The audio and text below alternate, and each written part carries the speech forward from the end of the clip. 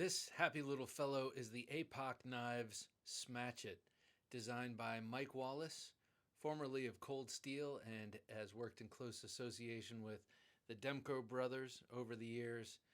And this is a modern interpretation of the fighting knife from World War II called the Smatchet, designed originally by Colonel Fairbairn. We know him for the Fairbairn Sykes fighting knife, and I'm sure a lot of you know him for a lot more than that. But knife junkies and folks like that are well acquainted with that name due to the weapons of war he created, and the Smatchet was one of them. And I've always wanted a Smatchet. I know Boker has made one in the past. It was licensed to them, I believe, by Colonel Fairbairn himself in 1980 or so. But I've never gotten my hands on one of those, and they're quite rare and expensive. And then I also know that some custom knife makers have made them over the years, but I am really excited and thrilled that APOC, which is a APOC, it's a Casa Iberia company, is now producing this knife designed by Mike Wallace. There's a little bit of oil still on this one. But this is a fully double-edged version and full tang with beautiful contoured G10 handle scales with micro milling. It feels great in hand, and all I've done is cut air with this, to quote Jim. All I've done is cut air and done a little bit of shadow boxing with it, if you will, a little bit of Carenza with this beautiful double-edged D2 blade. But man alive, is this thing special and amazing. I'm really, really, really excited about this knife. If you don't know about the Smatchet, it was designed originally as a full-on combat knife. There we go. It is not intended as a tool or anything other than a combat knife. Anything other than combat is a secondary purpose. That's what this thing was originally for. I'm going to read a little bit of the history of it to you, just so you know what this thing is about. Though described in the Office of Strategic Services catalog as a cross between a machete and a bolo, it was actually based on the Royal Welsh Fusiliers trench knife of World War I and was designed as a pure combat knife.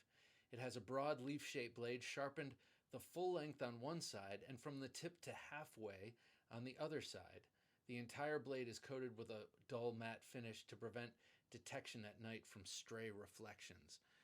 Totally tactical, if you will. So here's a cool quote from Colonel Fairbairn himself about this knife. According to Fairbairn, the Smatchet was an ideal close combat weapon for those not armed with a rifle or bayonet.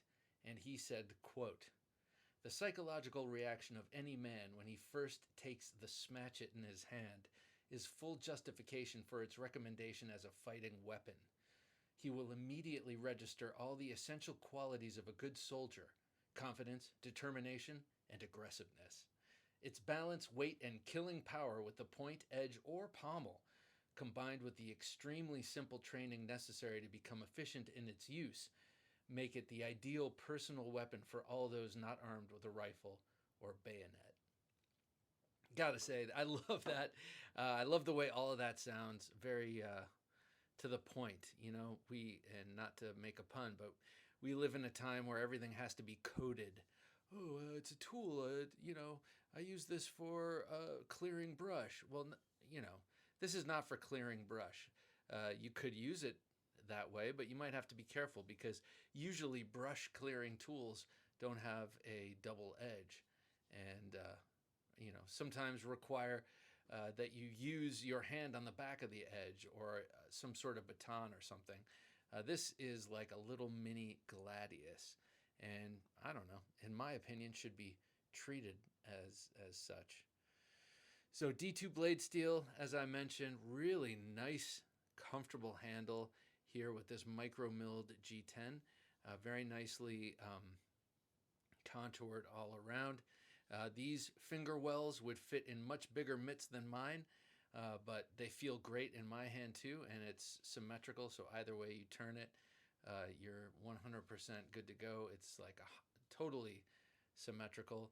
It's got a great Kydex sheath, a little loose in the sheath. I mean, without this, I wouldn't feel as confident toting it around.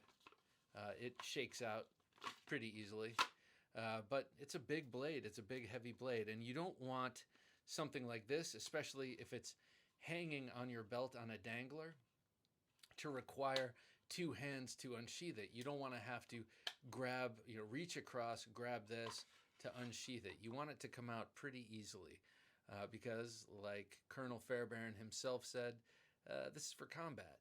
And if you have to pull this out in a heated moment, you don't want to have to be fussing with the sheath. Of course, that is all in our day and age, hopefully theoretical, and hopefully you're not needing this in combat. And those of you who are in combat, or those of you who have been in combat, I'm pretty sure you're not carrying these giant heavy knives with you. You got a lot of other things to carry, like ammunition and firearms and other tools. You don't need a big giant knife like this.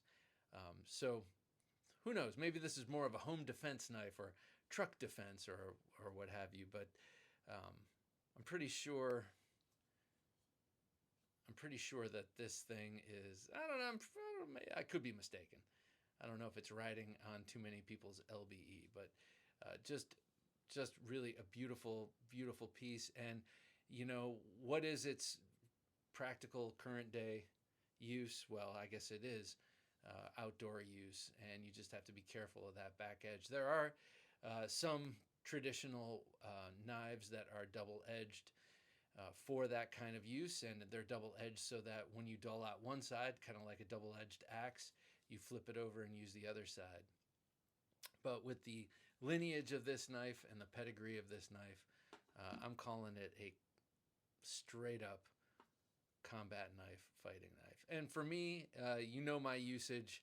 I'm a collector. I am very few of my knives get used, and I do carry for self-defense because I've had a lot of that training. But it's not this. I'm not carrying these things, though I do put these in my bag for emotional support and carry them around with me to various places where they are legal. But other than emotional support and collecting, I'm not marching into battle with this. But just looking at it, my God. Hang on, let me show you something real quick before I let you go. Look at this. It kind of has very much the same vibe to me. Just a pared down, modernized version, right? Just like a Gladius. Well, I do hope to get more blades from APOC. I know that they have a Bowie knife, also designed by Mike Wallace. They have a Bowie knife designed by Andrew DeMarco, and a couple of other knives. A bush cleaver that looks just looks like something an orc would carry. Or is that an urukai? You know what I mean.